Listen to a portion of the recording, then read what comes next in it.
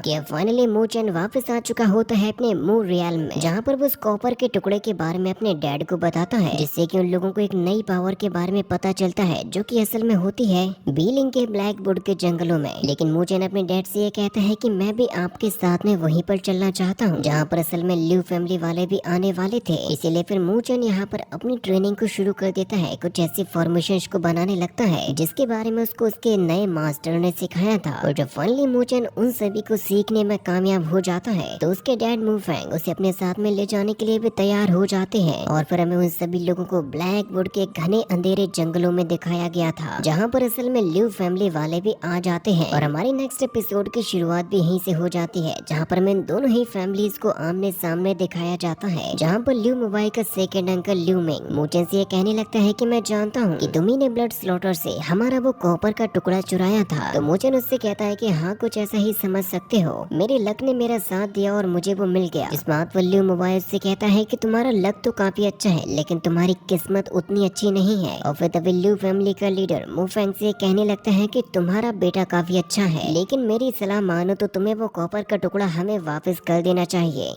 ताकि तुम और तुम्हारी फैमिली यहाँ से सही सलामत वापस जा सके। लेकिन अगर तुमने ऐसा नहीं किया तो तुम्हारे साथ साथ तुम्हारी ये पूरी की पूरी फौज इसी घने जंगल में खो जाएगी और किसी को भनक तक नहीं होगी। लेकिन अगर तुम मेरे साथ में कोऑपरेट करते हो और मेरी बात को मानते हो तो मैं बेशक तुम्हारी यहाँ से निकलने में भी मदद करूंगा। लेकिन मूफैंग उससे कहने लगता है कि मुझे तुम्हारा कोई भी डर नहीं है, जिससे कि फिर ल्यू यू काफी ज्यादा गुस्से में आ जाता है और वो अपने साथियों से कहता है कि हमला करने के लिए तैयार हो जाओ, जिससे कि ल्यू फैमिली के सभी ताकतवर लोग हमला करने को तैयार हो जाते हैं, जिसको देखकर फिर मूफैंग और उसके सभी के सभी साथी भी तैयार हो जाते हैं फाइट करने के लिए। और अब ये दोनों की दोनों फैमिली एक दूसरे से फाइट करने को एकदम से तैयार ही हो चुकी थी। लेकिन तभी अचानक से ही उन सभी को किसी दूसरी तरफ से कुछ आवाज आने लगती है, जो कि असल में होती है यहाँ पर रहने वाले बहुत ही ज्यादा खतरनाक बीस्ट की। उन लोगों को पहले तो ये समझ में नहीं आता कि असल में ये क्या है, लेकिन तभी अचानक से ही वहाँ पर दहाड़ते हुए काफी खतरनाक बीस्ट आ जाता है, जो कि असल में चिल्ला रहा होता है बहुत ही ज्यादा खतरनाक छोटे छोटे बीस्ट के हमला करने की वजह से, जो कि एकदम से दिखाई देते हैं मधुमक्खियों के जैसे, जो कि होते तो लो लेवल के बीस्ट है लेकिन उनकी संख्या ज्यादा होने की वजह से उनका मुकाबला बड़े बड़े हाई लेवल के बीस्ट भी नहीं कर पाते।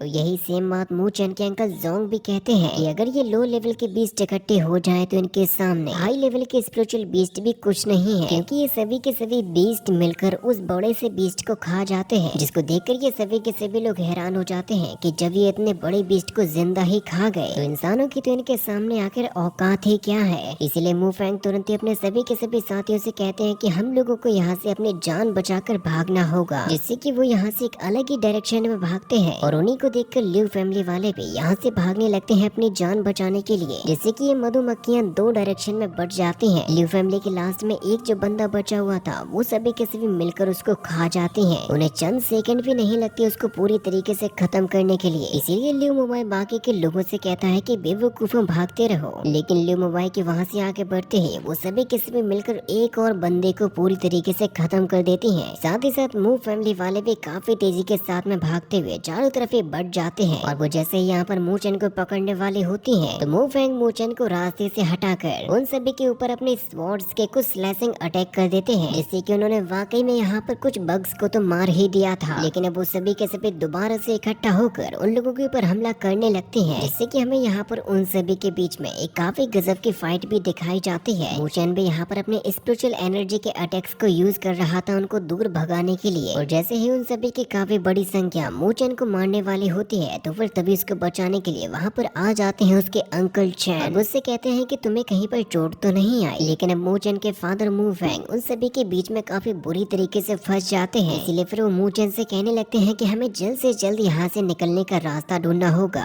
जैसे कि फिर अंकल चैन मूचन को लेकर यहाँ से जाने लगते हैं, कहते हैं कि तुम मेरे साथ में चलो। लेकिन अभी भी उन लोगों के पीछे काफी ज्यादा मात्रा में वो मधुमक्खियां पड़ी हुई थी। लेकिन अब यहाँ पर वो लोग घर चुके होते हैं चारों ही तरफ से। और अंकल चैन अपने सिपाहियों से कहते हैं कि हमें कुछ भी करके यंग मास्टर को बचाना होगा। लेकिन मूचन भी यहाँ पर उनके साथ में फाइट करने के लिए एकदम ही तैयार हो चुका था। ये सभी के सभी बग्स मिलकर मूचन और उसके साथियों को घेर लेते हैं, ऊपर चारों तरफ ही घूमने लगे थे। लेकिन अभी यहाँ पर उनमें से कोई भी मूचन के ऊपर यहाँ तक कि उसके किसी साथी के ऊपर भी हमला नहीं करता। मूचन को यहाँ पर किसी एक अलग से फ्लूट की आवाज आने लगती है, जिसको सुनने के बाद ये सभी के सभी बग्स उसी की तरफ ही जाने लगते हैं। उन लोगों में से किसी को भी ये बात समझ में नहीं आती कि आखिर ऐसा हुआ कैसे। मूचन के अंकल कहने लगते हैं कि आखिर इन सभी लोगों को ऐसा क्या हो गया। साथ ही मूचन भी इसी बारे में सोच रहा था कि जब तक ये फ्लूट नहीं बजाई गई तब तक तो ये हम पर हमला करने के लिए आ रहे थे, लेकिन फ्लूट की बजाते ही ये सभी के सभी यहाँ से भागकर क्यों जाने लगे। और यहाँ पर जिस फ्लूट की आवाज आ रही है आखिर उसको भी कौन बजा रहा है। जरूर इन सभी के सभी बग्स को किसी के द्वारा कंट्रोल किया गया होगा। तभी मूचन के अंकल कहने लगते हैं कि अब हम लोगों को यहाँ से चलना चाहिए, लेकिन मूचन तभी अपने अंकल से ये कहता है कि मैं उन सभी के सभी बग्स को फॉलो करते हुए उनको देखना चाहता हूँ। मैं उन सभी के इस बर्ताव के पीछे का कारण जानना चाहता हूँ। तो अंकल चैन से कहते हैं कि लेकिन ये चीज बहुत ही ज्यादा खतरनाक साबित हो सकती है। मूचन कहता है कि आप चिंता मत कीजिए, मैं उनके करीब नहीं जाऊंगा। और वो यहाँ से जाने लगता है, लेकिन अंकल चैन उसको अकेला नहीं छोड़ सकते थे, इसीलिए वो अपने साथियों से कहते हैं कि हमें भी उसके पीछे जाना चाहिए। जिससे कि फिर ये लोग भी मूचन के पीछे पीछे ही जाने लगते हैं। और तभी हम वहीं पर एक पेड़ पर देखते हैं ल्यू मोबाइल को, जिसकी नजर होती है मूचन के ऊपर, जो कि मूचन से अपने उस कॉपर के टुकड़े को छीनना चाहता था। तभी हम उन सभी के सभी बग्स को देखते हैं जो कि उड़ते हुए किसी एक अजीब सी जगह पे आ चुकी थी,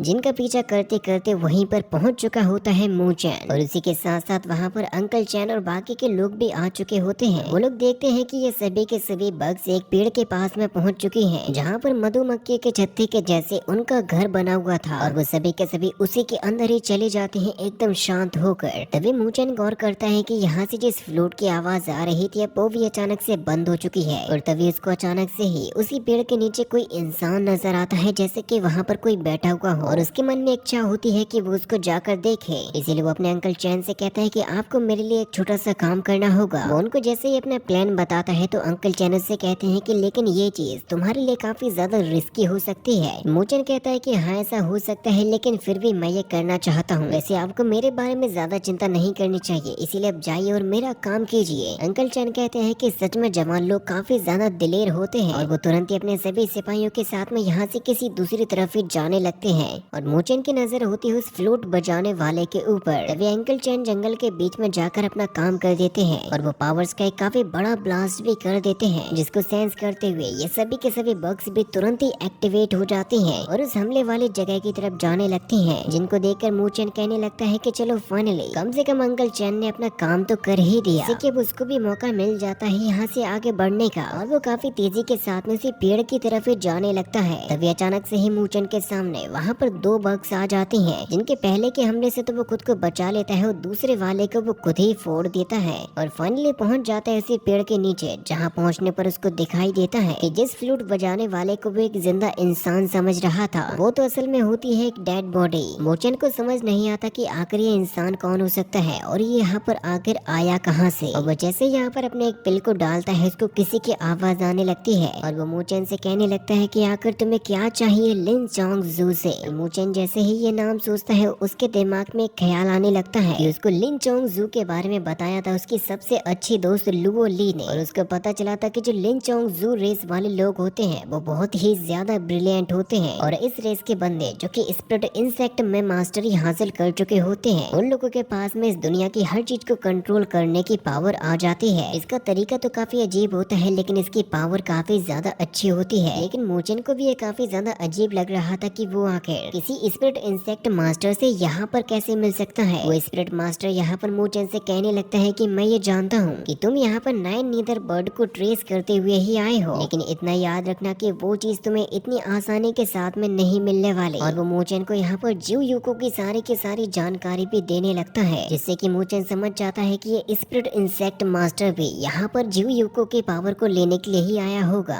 और उसके ऊपर किसी खतरनाक चीज के हमला करने की वजह से वो यहीं पर मारा गया। लेकिन तभी मूचन को इस बात का एहसास होता है कि उसके अलावा यहाँ पर और कोई भी है। तभी उसको वहाँ पर उस इंसेक्ट मास्टर की वो फ्लूट नजर आती है। इसको देखकर वो कहने लगता है कि जरूर इसी फ्लूट से वो आवाज आ रही होगी, जिसे वो अपने हाथ में लेकर ये कहने लगता है कि जरूर ये वही फ्लूट होनी चाहिए जिसका इस्तेमाल करते हुए इंसेक्ट मास्टर हजारों तरीके के इंसेक्ट को कंट्रोल कर लेते हैं। और मूचन के ऊपर असल में नजर रखे हुए होता है ल्यू मोबाइल, जो कि यहाँ पर उससे अपने कॉपर के टुकड़े को छीनने के लिए उससे लेने को वापस आया है। मूचन कहता है कि जरूर इंसेक्ट मास्टर इस फ्लूट को हवा को कंट्रोल करके ही बजा रहे होंगे। इसकी आवाज को सुनकर वो सभी के सभी बग्स अपने ही घोंसले में वापस वापस आ गई। और अब इसके आगे की अमेजिंग फाइट हमें नेक्स्ट पार्ट में दिखाई जाएगी, जो कि होगी ल्यू मुबाई और मू चैन के बीच में।